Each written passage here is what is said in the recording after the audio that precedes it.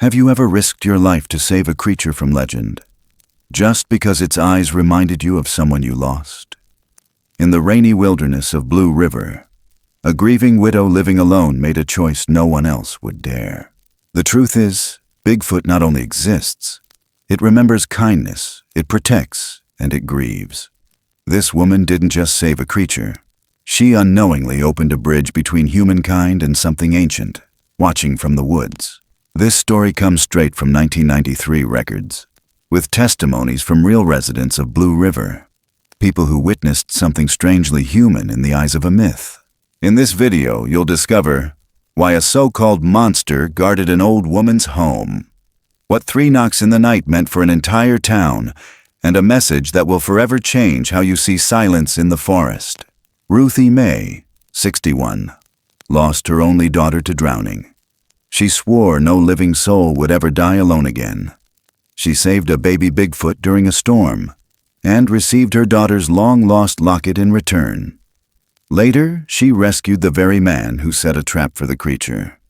That night, 3 knocks echoed through the forest, slow, then too quick. We are okay. If you believe compassion can cross species, you need to hear this. Miss this video, and you may never understand what those knocks really meant. It had rained all night, the kind of cold, steady rain that soaked through wood, bone, and memory. By morning, Ashford was shrouded in mist, the sky a dull gray lid pressing down on the forest. Ruthie Garner moved slowly down the overgrown path behind her cabin, her boots sinking slightly in the mud, her coat heavy with age and wool. She'd only meant to check the old shed, just something to keep her hands busy while the ache in her chest refused to let her rest. But then she heard it, a sound that froze her, a cry. It wasn't loud, not sharp or frantic like a baby in danger. It was something else, soft, wet, and wrong. Like someone was trying to remember how to cry but couldn't quite get the rhythm right. It echoed off the rusted tin of the abandoned lumber shed at the edge of the old mill site. A sound that tugged at something in her gut she hadn't touched in years. She didn't speak, didn't call out, just followed it. The backside of the lumber yard had long been overtaken by vines and moss, the chain-link fence sagging low enough to step over. Inside, trees had pushed through concrete, and cedar roots cracked the blacktop like ribs splitting open. Ruthie stepped around a rotted-out workbench and spotted the square. Old rain-stained concrete, a pit where a lathe or mixer might have been once. That's when she saw it. A shadow moved in the pit. Barely. She crept closer, the edge slick with moss, the smell of mildew and rain heavy in the air. Below, the water had collected, deep, cold, the color of steel. And in it, something was struggling. Drenched fur, the color of dark walnut bark, thin arms, too long, claws not curled in defense, but scrabbling weakly against the smooth concrete walls. Its eyes caught her, not wild, not feral, something pleading, something terribly alive. Her heart stopped, and then it remembered how to beat. The first time she saw her daughter's body, Lark, was through the emergency room glass. Wet hair stuck to her face, lips blue, no shoes. They said she had wandered, chased a stray cat maybe, and slipped into the flooded culvert behind their house. No one heard her.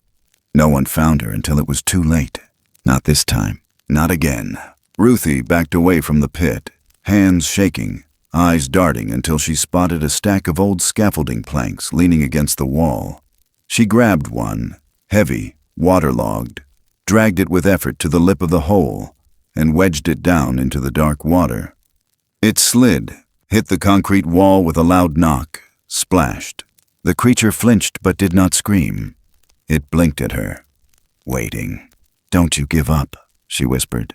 Next came the ladder, iron, rusted, forgotten beside a stack of pallets. It wobbled when she pulled it loose, squealed like an old gate. She laid it beside the plank, fashioned a makeshift ramp, secured the top end with a brick and 2 cracked cinder blocks. Her fingers burned from the cold, mud streaking up her sleeves. She reached for her scarf. a red one. Wool, faded from sun and age. It had once belonged to Lark, tied around her neck on the day she disappeared. Ruthie held it a moment, pressing it to her lips, then fashioned it into a wide loop, knotting it like a lasso. She lowered it gently, inch by inch. The creature did not move, only watched. She tossed the end of the loop toward it, once, twice, until it wrapped loosely around the wet shoulders. When the knot caught, Ruthie braced her feet, leaned back with all she had left, and pulled. The first tug nearly pulled her forward. The creature was heavier than it looked, water-soaked and limp with exhaustion. She groaned, teeth clenched, legs trembling as she heaved again. The iron ladder shifted under her boot. A rung snapped, sharp and sudden, but the scarf held. Her knees burned. Her breath came fast. One more pull. Her boots dug into the moss. One final strain, and they both toppled backward. She fell hard, mud splashing up her side.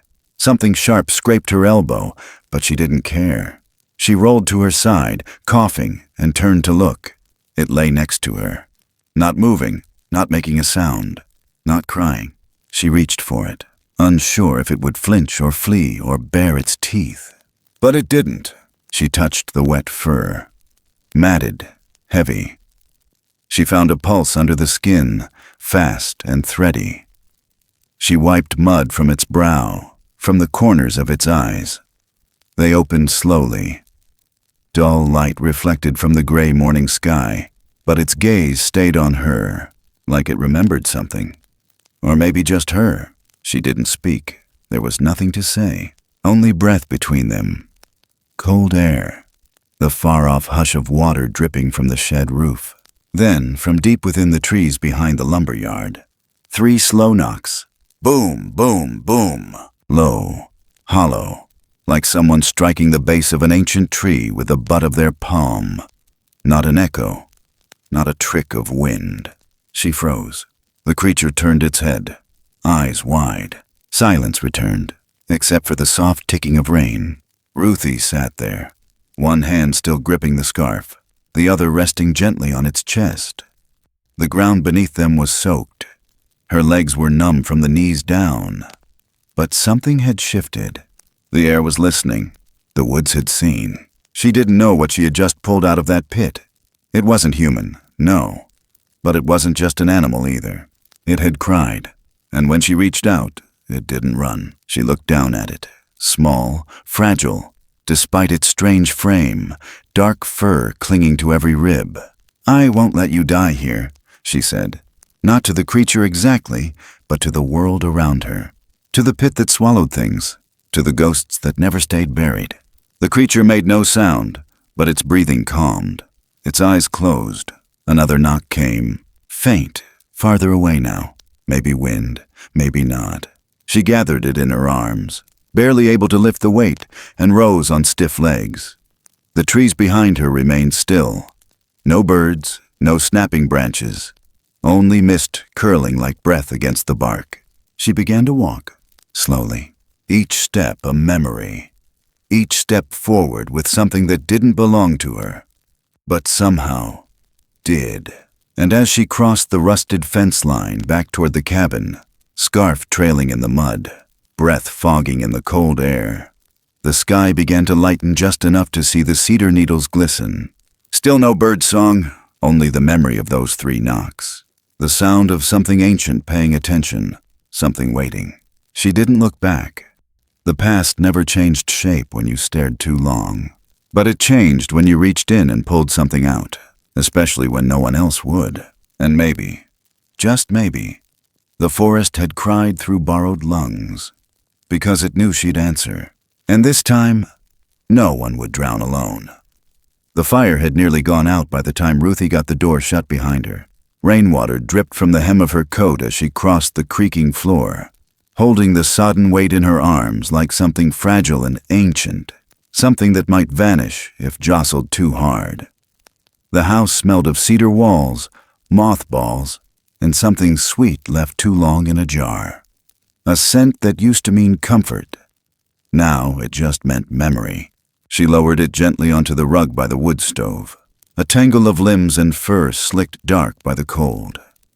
It didn't stir. No growl. No twitch of defense. Just soft breaths, shallow and quiet. She grabbed kindling, threw open the stove door, and fed it until the coals inside gave way to flame. The warmth crept slowly across the floorboards, hesitant like an animal nosing its way back home. She moved with purpose. Mechanical, practiced. Not because she knew exactly what to do, but because her body remembered what it felt like to care for something small and in need. It had been a long time, years now, but her hands still knew the steps. The linen cabinet gave up one of Lark's old towels, threadbare but soft, pale yellow, with little sunflowers stitched along the edge.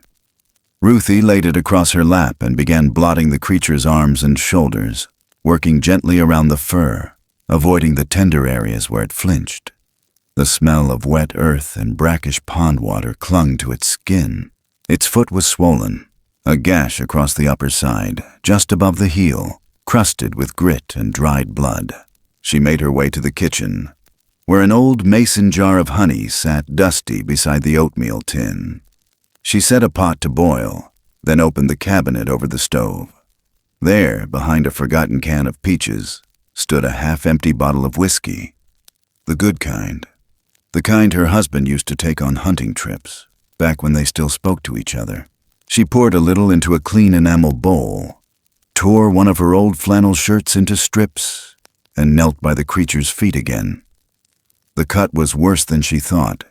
Clean edges, not torn, like it had snagged on something sharp and man-made, maybe barbed wire. The whiskey stung. Even in sleep, the creature jerked. Not much, but enough to remind her that this wasn't a dog, not a coyote or raccoon or anything that fit into neat categories. This was something else, and it had bled. She pressed the cloth firm, then wrapped it with one of Lark's old red scarves. It was softer than gauze and stronger. Her fingers tied the knot without thought. The scarf had lived in her drawer for nearly 15 years, untouched. She remembered when Lark first wore it to school, a rare cold morning in April. She'd looked like a firecracker in that bright wool, standing too close to the bus lane, waving goodbye with both hands. Now the scarf was wrapped around something not human. She didn't question it. When the oatmeal was ready, she poured it into a chipped ceramic bowl and left it a few feet from the creature's side. No spoon, no pressure. She placed a small dish of water beside it and backed away, settling herself into the rocking chair she'd dragged closer to the stove. Her knees ached. Her back was damp, but she watched. The fire crackled. The rain outside softened, replaced by a hush so thick it felt like the world had leaned in. The creature opened its eyes. It blinked slowly, nostrils flaring as the scent of oats and honey reached it. It didn't look at her, not right away. It looked at the fire. The dancing light shimmered in its pupils, catching flecks of amber and green that reminded her of the river in late spring. Just before the thaw finished and the trout came back, then it turned its head. Not all the way, just enough. Their eyes met. No fear, no menace, just watching. It shifted, stiff and slow, and pushed itself upright with one elbow. Its hands, long, strange, elegant, moved toward the bowl. It sniffed once, then dipped 2 fingers in, touched them to its lips, and waited. She didn't move. It took another taste, then another. It ate with quiet precision, never rushing, never wasting. And when it finished, it didn't lick the bowl clean. It left a small smear of oats at the bottom, then pushed the bowl aside with reverence, as though returning an offering. Ruthie hadn't realized she'd been holding her breath. She exhaled. The creature shifted again, carefully, like someone recovering from a fever. It curled itself beside the stove, head resting against the side of a wool blanket that had once lived in the back of Ruthie's truck. Its chest rose and fell in rhythm with the ticking clock above the mantel. It was here, in her home, A thing she couldn't name, wrapped in a red scarf, skin steaming faintly in the heat, eyes still half open. Ruthie sat back in the rocker and looked past it, past the stove, past the kitchen, into the narrow hall that led to the back room. The door there remained shut. Lark's room, still the same as it had been the day she never came home. The posters curling at the corners, the shelves filled with rocks and pine cones and tiny bones labeled with black ink. The last drawing she made, a cedar tree with a heart scratched into the bark, still pinned to the corkboard above the desk. Ruthie hadn't gone in since. Now her eyes burned. She whispered to the dark, "Maybe the necklace floated off downstream. Maybe it never wanted to be found." Her voice cracked. No one heard it but the fire. She remembered Lark losing the silver locket a year before the accident. It had been a small thing, delicate, engraved with her initials. But it meant something. A birthday gift from a father who never showed up. A keepsake from a time when she still believed people kept promises. They'd looked for it near the creek for days. Ruthie had told her they'd find it. They never did. And now here she was, watching something impossible breathe beneath the same roof. By morning, the rain had stopped. The air felt heavy with something unspoken. She rose early, fed the stove again, brewed coffee that tasted more like habit than comfort. She didn't hear anything stir. No scraping of claws, no shuffling across the floor. She stepped into the main room and saw the blanket folded neatly by the stove. The towel was gone. So was the bowl. The front door was shut, but not latched. She stepped outside. The porch boards groaned under her weight. Morning light broke through the trees in golden streaks, casting shadows that reached like fingers toward the gravel path. There, just beyond the welcome mat, sat a sprig of cedar, fresh, damp, still fragrant. Next to it, a thin line of mud, bluish-green, drawn in a slow curve across the step, the kind that clung to boots after wading through the banks of the Mackenzie River.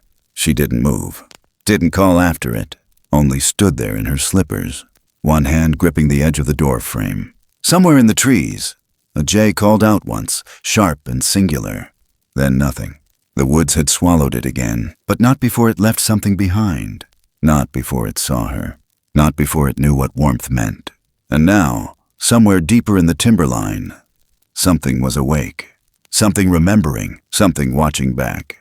The cold clung a little longer that morning. The kind that hung low to the skin, even when the sun finally broke through the mist. Ruthie stood at the window with a cup of coffee gone lukewarm in her hands, staring out at the wet gravel beyond the porch, waiting for something she couldn't name to reappear. But the edge of the woods remained still. No movement, no prints, just the faint scent of cedar rising from the sprig left hours earlier. She didn't know how long she'd been standing there, but it was long enough for the silence to settle into her bones. A silence that wasn't empty. Not anymore. Down in town, the morning wasn't quiet at all. Blue River's Cafe was already buzzing with talk, even before the eggs had hit the griddle. Caleb Judson stood near the jukebox with one boot up on the rail, one hand wrapped around a styrofoam cup of burnt coffee. His voice carried the way it always did. Confident, just loud enough to stick in people's ears whether they wanted to hear it or not. He leaned forward like he was letting folks in on a secret, even though it was clear he wanted the whole damn town to know. "There's something big out there," he said, tossing a glance around the room to make sure all the right people were listening. "By the old mill. Left track's bigger than my damn boot. I swear, I'm gonna get proof, one way or another." A few regulars chuckled, not because they believed him, but because they knew Caleb liked the sound of his own voice too much to argue with. Deputy Len stood in the corner, arms folded, not saying much. He didn't laugh, didn't scoff, just watched. When Caleb met his eye, Len gave the kind of look that wasn't quite disbelief, but wasn't buying it either. "Just be careful," he said quietly. "Careful's for folks with something to lose," Caleb answered, knocking back the rest of his coffee and grabbing his coat. By the time word made its way up the ridge, Ruthie was already on the edge of the forest. Not far, just past the shed, where the path dipped into a small clearing before vanishing into thicker pines. She didn't go often. Not since last winter when the snow had cracked 3 ribs and reminded her she wasn't 20 anymore. But something pulled at her now. A rhythm, maybe. A signal. She stepped lightly.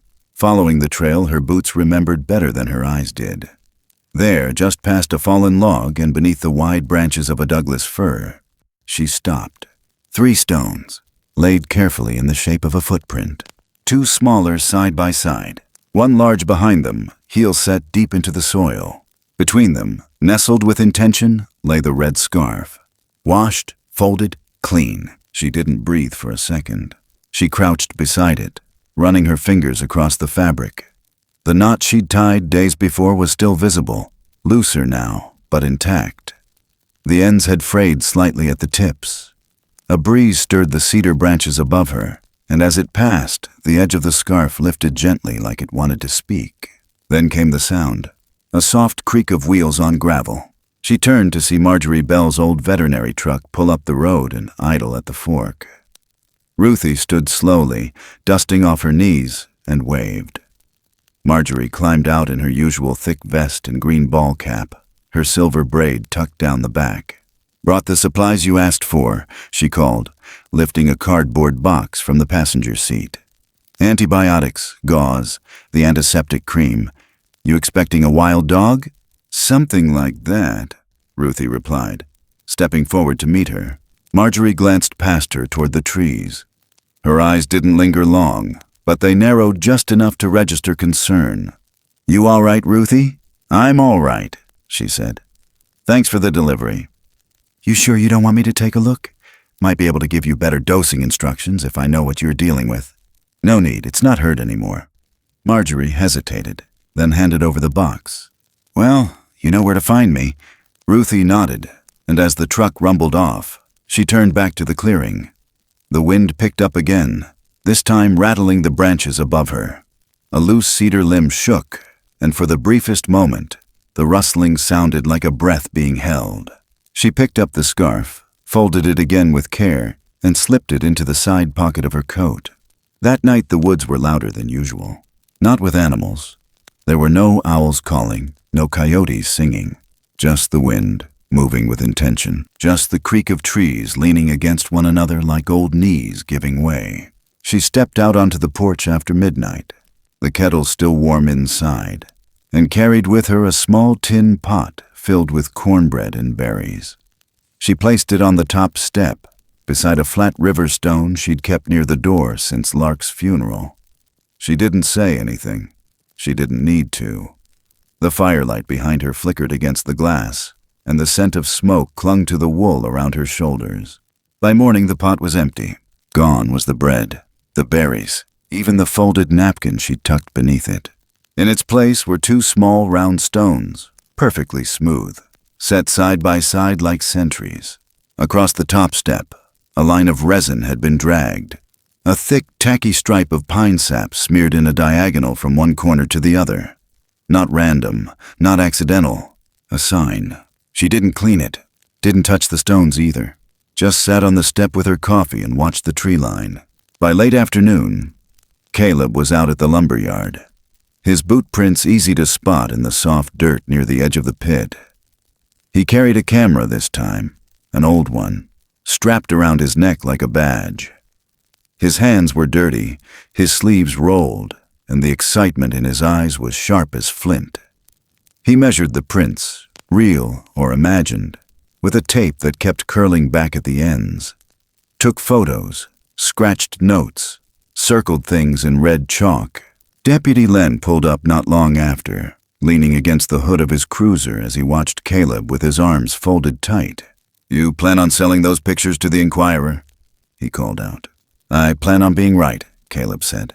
"That's not the same thing." Caleb didn't answer. He just kept walking the perimeter, muttering under his breath about bait and blind spots and needing bigger traps. When the sun dipped below the ridge, he hammered a new sign into the mud just beyond the fence. Red letters stenciled on white. "No trespassing. Private property. Violators will be prosecuted." He stared at the sign a long time, like he wanted the words to mean more than they did. Then he began digging. Ruthie felt the tension long before she saw it. The trees were tighter that evening. The sky moved slower. Something in the wind had shifted direction. She could feel it in her chest, in the way her shoulders stayed hunched even after the work was done. She sat in the kitchen with the box from Marjorie still unopened. Her fingers brushed the edge of the counter, the surface worn smooth from decades of repetition. Outside, dusk crawled up the porch stairs like it had secrets to tell. She lit a candle anyway, and when the shadows leaned in close and the fire grew quiet again, she stepped to the front door and knocked once, twice. Pause. Then once more. 3 beats. Soft, measured, familiar. For a long while, nothing happened. And then, from deep in the woods, came the answer. 1, 2, pause. 1. Like someone had learned her rhythm, or maybe they'd always known it. The wind changed sometime after midnight.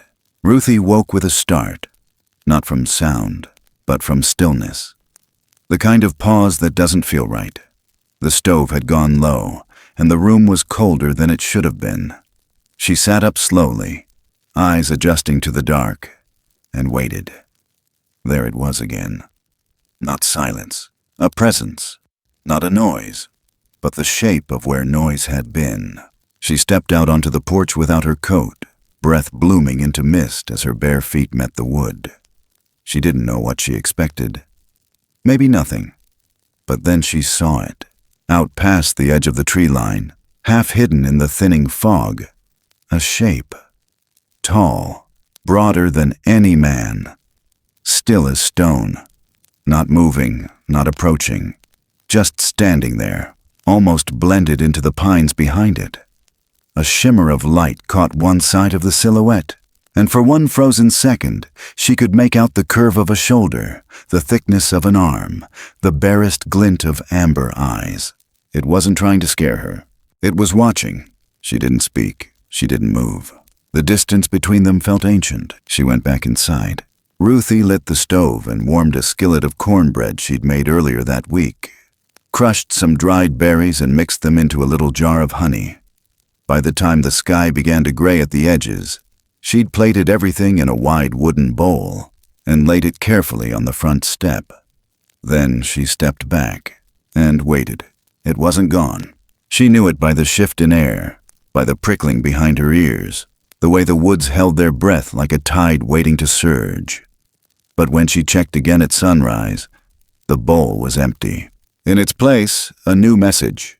2 stones, smooth and round, placed side by side once more.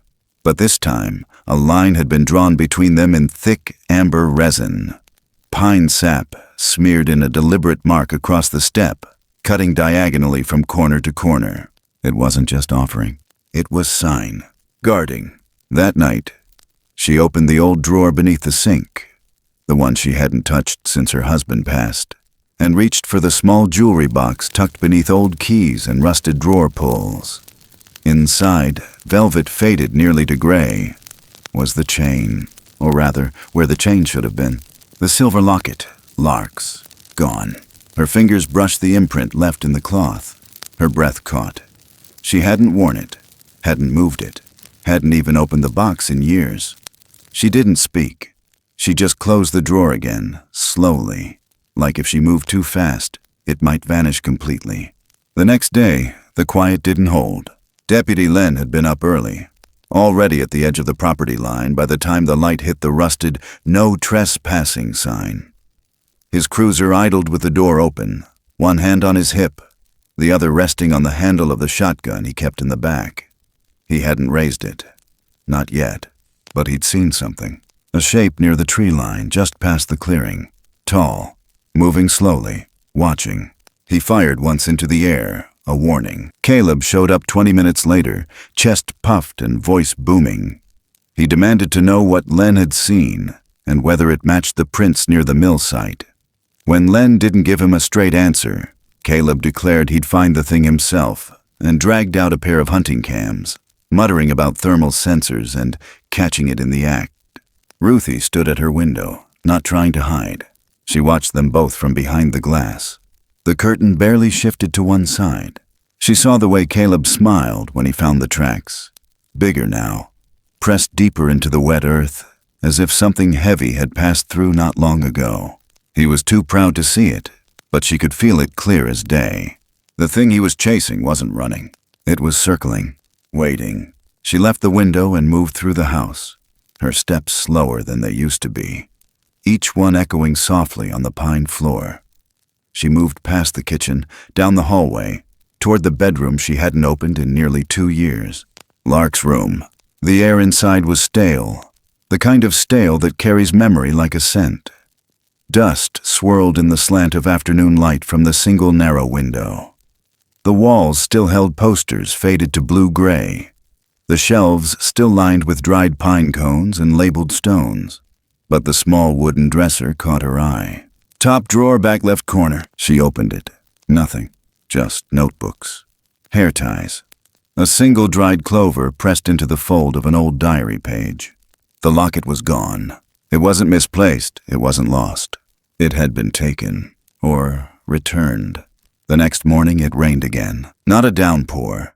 Just a soft, endless hush that turned the gravel dark and made the trees gleam.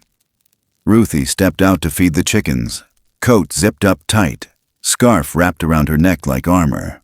But before her boots hit the last step, she stopped, there on the porch rail, resting carefully on a nest of cedar sprigs and moss. The locket, caked in thin streaks of green-blue mud, Mackenzie River mud. She picked it up with both hands, cradling it like something alive. The clasp had been bent slightly, but the chain was whole. She turned it over once, twice, brushing her thumb along the back where the initials were carved in tiny block script. LG. She hadn't seen it in 13 years. She hadn't expected to ever see it again. And now, here it was. Returned. Not dropped. Not forgotten. Given. Her hands shook as she brought it inside. She didn't cry. She just sat at the table, staring at it as the rain drummed soft on the roof. Out in the trees, she knew something watched. Not with hunger, but with memory. That night, she dreamt of the pit again, of pulling a soaked, shivering thing out of water that had no bottom. But in the dream, she wasn't alone. There were 3 figures above her, one small, one massive, and one silent, unmoving, farther back in the mist. She couldn't see its face, only the shape of its hands resting at its chest, waiting. When she woke, her palms were open, like she'd just let go of something, like she'd just been holding hands with something that didn't want to forget. And down the hall, Lark's door stood slightly ajar. The rain didn't come all at once.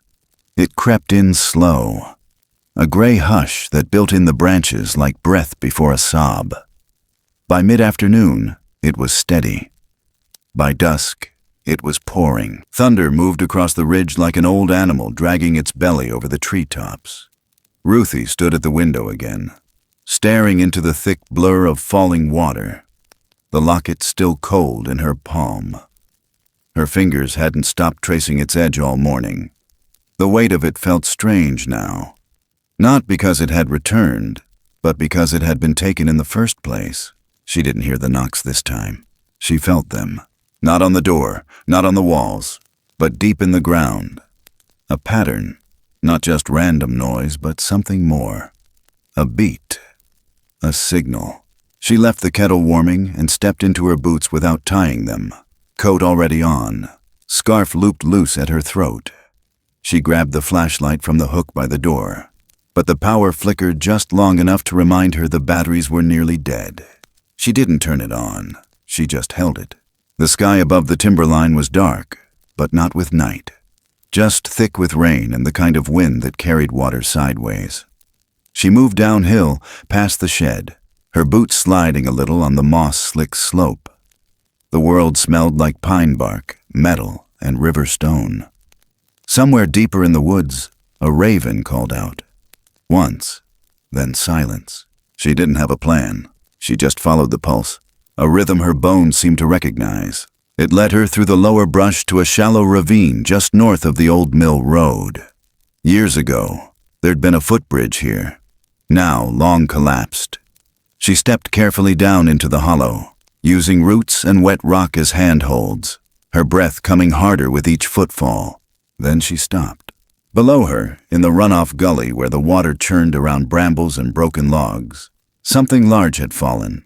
It wasn't moving. She slipped closer, heart hammering. There, half submerged in the muddy flood, was the figure. Massive, curled, but unmistakably wrong. One leg bent at a strange angle.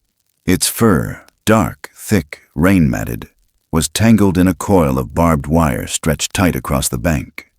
The wire cut deep. Blood ran slick over the wet hide, mixing with the runoff. She didn't scream. She dropped the flashlight. It rolled twice, then landed upright against a root, its weak beam flickering uselessly into the water. Ruthie reached for it anyway. The figure shifted, barely. A breath, a low groan, then stillness. She could see now. One leg pinned, twisted under. The wire looped twice around the thigh, embedded deep in flesh. It wasn't a trap. It was fencing. Old livestock wire left abandoned along the lower property line. Rusted, forgotten, and now buried in muscle. She moved fast. Years ago, before the accident, her husband had shown her how to cut fencing with leverage instead of strength. She remembered. Her body remembered. She scrambled back up the hill, skidding once on the gravel, and ran to the back of the shed. The old toolbox sat where it always had, beneath the tarp, beside the feed barrel. She yanked it open, rummaged past the oil canisters and rusted hinges until she found the cutters. Dull, but solid. By the time she got back, the creature had shifted again. Not from panic, from pain. It wasn't crying, but something in its breath shook. Another shape moved nearby, smaller, lower to the ground, eyes glowing faintly in the dark. The young one, the same one she'd pulled from the pit. Its posture was rigid, its fingers twitching at its sides, but it didn't run. It didn't growl. It stayed, eyes fixed on her. Watching, she crouched beside the wounded leg, murmuring nothing, just the sound of her breath, just enough to make her presence real. The wire was looped tight. She slipped her free hand beneath the first coil and felt the warmth of the blood. Then she slid the cutters in, careful not to graze the bone. Her arms shook as she pressed. The metal snapped, a sharp, wet sound. The creature flinched. She whispered again, slower this time, like a lullaby with no melody. The second loop was deeper. She worked the cutter under, turned the angle, and leaned into it. It broke with a heavy crack. Blood flowed faster now, but clean. She pressed her scarf tight to the wound, then reached for the cloth strips in her coat pocket. Her fingers were stiff, wet, and clumsy. But she managed a wrap, then another, pulling it tight against the rain. That's when it happened. From somewhere behind them, the knock. Not from wood, from breath. One long, deep beat, then two short ones. The rhythm echoed against the hollow like a warning shot from the earth itself. Ruthie froze. The young one stepped forward. The larger creature, the mother, turned its face toward her. Rain streamed down its brow, matted into the lines along its jaw. And then, it bowed. Not all the way, just a dip of the shoulders, the tilt of a head, but it was deliberate. Thank you. That's what it meant. She didn't bow back. She couldn't. Her hands were still pressed to the wound, but her eyes burned. Her breath caught. She didn't need words. Behind her, far on the ridge, something flickered. A lens, glass catching light. Her blood ran cold. She looked up. A glint, faint and far, just above the rocks beyond the clearing. Not lightning, not reflection. A scope, someone watching. Someone aiming. She reached blindly for the flashlight and clicked it off. The darkness swallowed them again. She reached for the young one without looking, fingers brushing damp fur, and felt it lean closer. Not in fear, but in instinct. Not hiding, shielding. The rain picked up again, heavier now. A branch cracked far behind them. No voice, no sound of retreat. Just the feeling of something being measured from a distance. She tightened the bandage once more, then rose slowly. The mother's breathing had steadied. Still shallow, still weak, but stable. Ruthie touched her fingers to her own chest. 3 quick taps, then silence. The forest gave no answer, but the young one looked up at her, held her gaze, and didn't blink. The rain had washed most of the blood into the earth by morning, but Ruthie could still feel it on her hands, in the space between her fingers, under the edge of her nails. She sat on the back step with a chipped enamel bowl of warm water and scrubbed in silence while the wind stirred the pine needles above her. The porch boards were still damp, and the soft smell of wet cedar clung to everything. Her boots were lined up near the door, caked with mud, the barbed wire cutters leaning beside them like a weapon that had done both harm and mercy. She didn't look at them. Not yet. From somewhere deeper in the woods came a slow, distant knock. 3 tones spread far apart. Not a warning this time, just a murmur, like the sound trees might make if they knew someone was listening. She dried her hands, folded the towel slowly, and tucked it beside the bowl. Then she walked to the shed, ducked beneath the low door frame, and pulled out what she needed. Branches, green ones, still wet with sap, enough to line the floor of something meant to break a fall. Ruthie worked all morning. She knew Caleb had laid traps. He wasn't subtle. He'd been out there days ago with a shovel and a chain and that smug kind of silence men carry when they think the woods owe them something. He didn't understand the rhythm, the timing, the language of signals passed between stone and breath. But he'd seen the prints. He'd heard the talk. He wanted proof. He wanted control. He'd dig a hole and wait for the woods to stumble. So she walked the trails he'd likely chosen, the ones close to the lower ridge, where paths narrowed between the oaks and the blackberry bramble. The kind of route something young would take without knowing. The same trail the small one had passed through before. It wasn't hard to find. The trap was crude but deep, hidden beneath dead leaves, dry moss, and a camouflage tarp meant for deer blinds. The pit dropped 6 feet at least, rimmed with jagged roots and lined with fresh dirt. She knelt at the edge, brushed back the debris. Then she set to work. Ruthie cut the branches down to short lengths and laid them inside the pit first, thick and soft, to cushion anything that might fall. Then she took the longer limbs and leaned them against the walls, making a slope, a way out. She pressed her weight against each one to be sure it held. Her hands bled where the needles caught her palms, sticky red against the green. When she was done, she placed 3 stones along the rim, 2 on the left, 1 on the right. A warning if anyone had learned to read it. Then she stepped back into the trees and waited. From a distance, she could hear the wind pick up again. It pulled through the canopy like a whisper trying to rise into a shout. She turned her ear toward it. It was subtle, buried beneath the creak of old limbs and the hum of wind moving low. But it was there.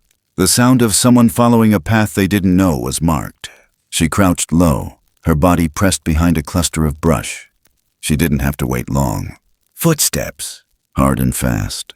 Too heavy for the creature, too steady. She rose slowly, stepped just enough into the clearing to see him. Caleb, his shoulders hunched forward, shotgun strapped across his back, boots caked in old clay. He walked like he thought he owned the soil under him. He didn't see the stones, didn't see the green along the edge. She opened her mouth to call out, but then he stepped forward. The tarp sagged, and he disappeared. The sound was sudden, a sharp thump, then a second, then stillness. Ruthie moved fast. By the time she reached the edge of the pit, he was moaning. One leg twisted beneath him, the other kicked out and slammed the side of the hole. His hands clawed against the dirt wall, scraping at roots, slipping. His face was flushed, red with mud and rage.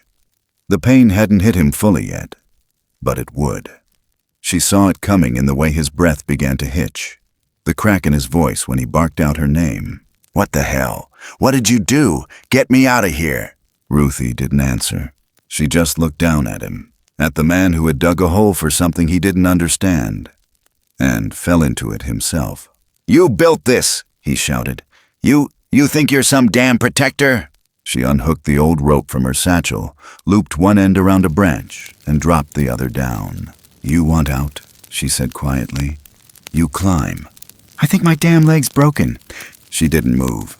He reached for the rope anyway, teeth clenched. When he pulled, the scream that came out of him was raw. Not angry, not performative, just pain. She didn't flinch. He fell back, panting, sweat mixing with the blood on his brow. "You're crazy," he hissed. "You're one of them." But she wasn't listening to him anymore. She was listening to the woods. From the far side of the trees came a knock. But not one like before. It was many, echoing, surrounding. Not loud, not aggressive, just constant, as if the forest had opened its lungs and begun to sing. The rhythm wasn't angry. It was warning. Not to her. To him. Caleb looked up, panic blooming now where pride used to sit. His voice trembled. "What the hell is that?" Ruthie didn't answer. She stepped to the edge and lowered the rope further. "Climb or stay? You gonna leave me out here?" "You left them first." He stared at her. She stared back. The knocking grew louder. Branches shifted. Leaves trembled. And from the shadows beyond the trees, a shape. Not running. Not hiding. Just standing. Watching. It was smaller than the mother, but taller than before. It had grown. Its silhouette barely moved. Only the rise and fall of its chest. It didn't blink. It didn't retreat. It stood just beyond the clearing and watched the pit where Caleb lay, and the woman standing over him with a rope. Caleb reached up and grabbed the rope again, this time slower. He groaned with every inch, but he climbed. Not well, not clean, but enough. Ruthie stepped back as he rolled out of the hole, sweat slick and shaking. His pants were torn, his boots soaked through. He sat there panting. Then he cried, not loud, but real, and she let him. She knelt beside him, not touching him, just near enough to be heard. No one drowns alone. He didn't respond. She looked up once more. The young one was gone, but the trees still listened, and in the pause after the knocking stopped, the silence held something else. A choice. Not just hers, his too, and the woods were waiting. By the time Ruthie got him home, the storm had turned. Not in volume, but in mood. The kind of rain that held its breath between drops. That paused just long enough for something else to speak through it. She hadn't said a word to Caleb on the walk back. She didn't ask how bad the leg was or how long he'd been digging that hole. She didn't comment on the blood dripping down his boot or the look on his face. Crumpled, not from pain, but from what he'd seen just before he hit the bottom. That look hadn't left him. It followed him into the kitchen, onto the couch, stayed in his jaw and the curve of his brow even after the coffee kicked in and the bandage wrapped twice around his cap. She offered no comfort, only presence, and the same silence the woods had offered her weeks ago. Outside, the gutters spilled over. The porch sagged under its weight. Water pooled in the gravel like small black mirrors. Caleb sat with a blanket around his shoulders, steam rising off the rim of his mug, and stared at the window as if expecting something to return, but it hadn't followed them. Not yet. Ruthie stood in the hallway, just close enough to watch the rise and fall of his chest. When she finally spoke, it was soft. "Did you see it?" His lips pressed together like he might lie. Then he shook his head. Not to deny it, but to surrender to it. "I don't know what I saw." She turned and walked to the kitchen, placing the kettle back on the stove, even though it was still hot. Her hands needed something to do. He didn't ask anything else. Didn't ask what it was, where it came from, why it had spared him. Maybe part of him already knew. By nightfall, the sound returned, but it wasn't from the woods. It came from below the floorboards, from the earth itself. 3 distinct knocks, faint, then firm, then silence. Caleb flinched. Ruthie didn't. She stepped to the window and pressed her palm against the glass. Fog curled against her skin. The trees outside didn't sway. They waited. She walked to the door. Outside, the sky burned with the last breath of lightning. white veins dragging across the horizon, not close enough to strike, but near enough to show what moved beneath it. Down the hill, past the shed, a shape ran. Not upright, not massive. Something small, wet and fast. She didn't wait. Her coat clung to her shoulders like a second skin by the time she reached the ridge. The wind pulled at her scarf, but she didn't stop. The path narrowed between the ferns, just enough to make the woods lean in. The branches caught at her sleeves like fingers. The trees said nothing. Then she heard it. A sound she hadn't heard since the day her daughter drowned. The sound of someone calling for help. But not in words. A cry, raw and warped by distance. Not human, but close enough to hurt. She ran. The trail opened near the stream bed.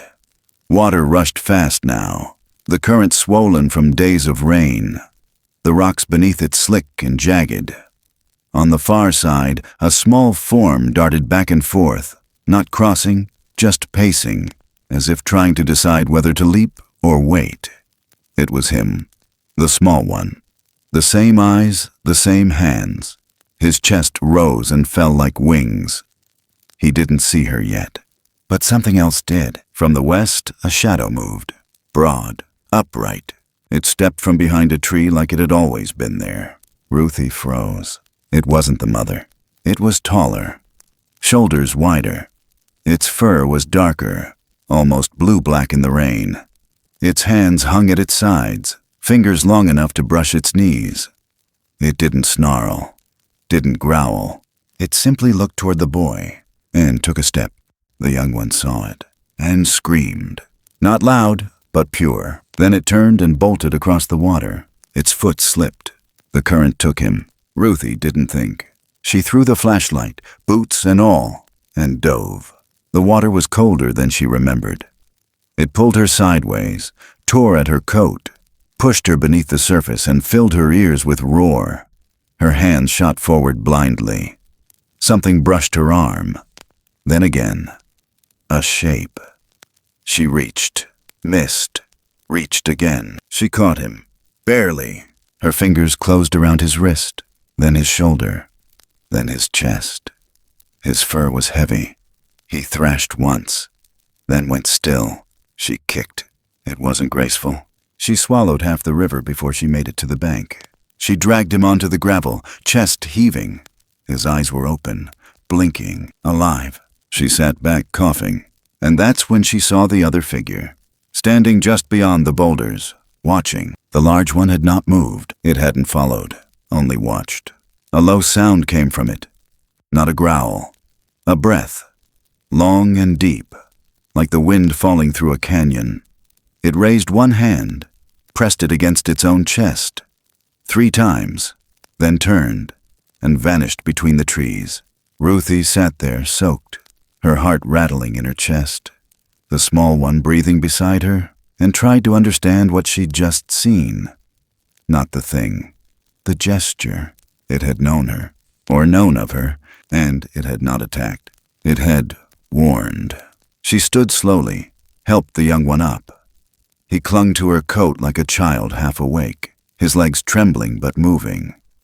They made their way back, step by step, through the dark. The forest didn't speak, but she knew the trees were watching. They made it to the cabin by dawn. The lights inside were dim. Caleb sat on the porch, his injured leg stretched out before him, shotgun across his knees, but not raised. He saw them come up the slope and didn't move, just watched. Ruthie didn't speak. She helped the creature inside, laid him down beside the stove, wrapped him in the same blanket Lark once used when she'd had the flu. She made oatmeal, with honey. He ate, slowly, then slept. And the whole time, Caleb sat across the room and never took his eyes off him. When Ruthie finally sat down beside him, he didn't look at her, just whispered, voice raw. "I heard it." She nodded. The knock came again that evening, not from the trees, from every direction at once. A rhythm, a song, no threat in it, just the sound of a place saying, "We see you." And in the fading light, across the field from the cabin, something moved. But it didn't come closer, not yet. It only waited, and knocked again. It happened just before sunrise. That hour when the cold settles deepest into the floorboards and the wind forgets to move. The fire had burned down to a low amber glow, casting long shadows across the walls, and Ruthie was wide awake before the sound came. She didn't dream. Her body was just still, listening, like it had been waiting for something too quiet to name. Then the knock came. Not far off, not in the trees, but right there, on the porch. 3 slow, deliberate knocks, so heavy they shivered the pane in the front window, but so careful they didn't crack a single board. The weight behind them wasn't meant to break. It was meant to call. Ruthie rose without hesitation. The floor creaked once beneath her step. Caleb stirred on the couch but didn't speak. He didn't need to. He heard it too. And somehow, like her, he understood. She opened the front door. There they were, standing at the edge of the path, just beyond the steps, where the gravel gave way to forest. The mother stood tall and still, her fur washed silver by the soft blue light of morning. Beside her, the young one, smaller, stronger now, but still holding his posture like he remembered her hands. His gaze didn't flinch. Neither of them moved forward. Instead, the young one stepped aside. Between them, they placed a gift. On the bottom step, wrapped in a coil of woven grass and river moss, lay a circle. Small stones, each smoothed by years of water, arranged carefully around a hollow center. In the middle, a drop of clear water clung to a single green blade, unmoving despite the wind. A symbol, something old, something that meant, we come in peace, we carry memory, we return what was never ours to keep. And then the young one took one step closer. He reached out, not fast, not slow, just steady. In his hand, he held a single branch, thin, delicate, cedar, still fragrant, still green. He placed it into her palm. His fingers brushed hers. She didn't cry, not yet. He stepped back, and then the mother did something Ruthie hadn't expected. She placed her hand on her own chest, held it there, then slowly extended it outward. The young one did the same, not as mimicry, as ritual. Gratitude, recognition, something sacred, something silent, and together they bowed their heads. Not to her, not to the cabin, but to the space between them, to the rope that had tied them together in mud and rain and firelight, to the trust born of bandages and blankets and 3 slow knocks. Then they turned, and as they turned, Ruthie saw something else, farther back, just beyond where the light touched the moss. A third figure, larger than both, not moving, just present, watching. Its outline almost faded into the trees, but not enough to be missed. Arms at its sides, eyes glowing faint like coals in the wind. It never stepped forward. It didn't need to. It was part of the forest the way roots are part of earth. Old blood. Kin. Then all 3 vanished into the mist. No sound, no farewell. Just the scent of cedar on the wind and the weight of peace left behind. She didn't close the door right away. She just stood there, and behind her, Caleb moved. Slowly, carefully. His limp was still real, but he didn't complain anymore. He stepped out onto the porch beside her and looked down at the stones, at the cedar, at her hand. Was that goodbye? He asked. She didn't answer, because the truth was, no. It wasn't. Not really. Later that day, the town began to speak again. Not in whispers this time. The story made its way through the cafe, through the gas station, through the muddy boots lined up outside the general store. The story that the thing Caleb tried to catch didn't kill him. That Ruthie Garner pulled him out of his own trap. That she carried him home while the forest watched and didn't strike. The story bent and shifted like stories always do. But some part of it stuck. The part where Ruthie saved the hunter who had tried to end what he couldn't name. The part where she didn't leave him to drown. That was the part people remembered. And that was enough. Within a week, someone left a bowl of oats outside the post office. Another left berries near the trailhead by the mill. Someone else tied red yarn around the gate behind the church. No note, no explanation. And just before sundown that Friday, 3 knocks echoed against the edge of town, low, steady, like thunder hiding in wood. Nobody panicked. Nobody screamed. They just listened and let it pass through them. Ruthie spent most days quiet after that. She cleaned the locket and hung it beside the front window where the light could catch it. Right under the cedar branch, she pinned there with a single rusty tack. She never explained it to anyone. She didn't have to. Some nights, she sat on the porch and watched the tree line. She didn't wait. She just witnessed, and that was enough. And every so often, late into the night, when the fire had gone low and the wind was still, the knocks would return. 1. Pause. 2. A rhythm not meant to wake, but to remind. A sound that said, "We remember. We are well. We are still listening." And from her chair, wrapped in wool, locket warm against her chest, Ruthie would nod once into the dark and whisper back into the quiet, "So am I." Sometimes the wildest stories aren't about monsters at all.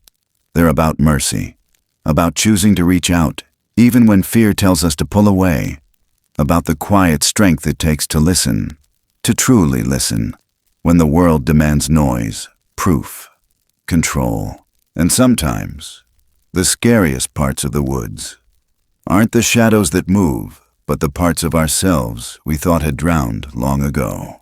There's a strange kind of beauty in what we don't fully understand, in what we can't explain, can't measure, can't trap or claim, and yet, somehow, still connect to, because deep down, we recognize it. We recognize something in the eyes of a creature that doesn't speak our language, but knows the meaning of a gesture, of a gift, of a rescue. This story was never about proving anything. It was about choosing something older than fear, compassion. And if there's a truth to carry with you after the sound fades and the fire dies low, maybe it's this, that what we choose to shelter sometimes shelters us. That what we save sometimes saves us back. The forest has always had its own way of remembering. Through silence, through rhythm, through the long, patient language of belonging. And maybe, just maybe, when we listen without needing to understand, we become part of that memory, not as intruders, but as something gentler, something braver, something kind. Thank you for walking this path with us tonight. If this story meant something to you, if it stirred something quiet or deep or familiar, consider leaving a comment to share your thoughts. We'd love to know what stayed with you. And if you'd like to hear more stories like this, stories that live somewhere between the real and the remembered, between fear and forgiveness, please consider subscribing so you never miss a heartbeat of what comes next. Until then, we'll be listening, always.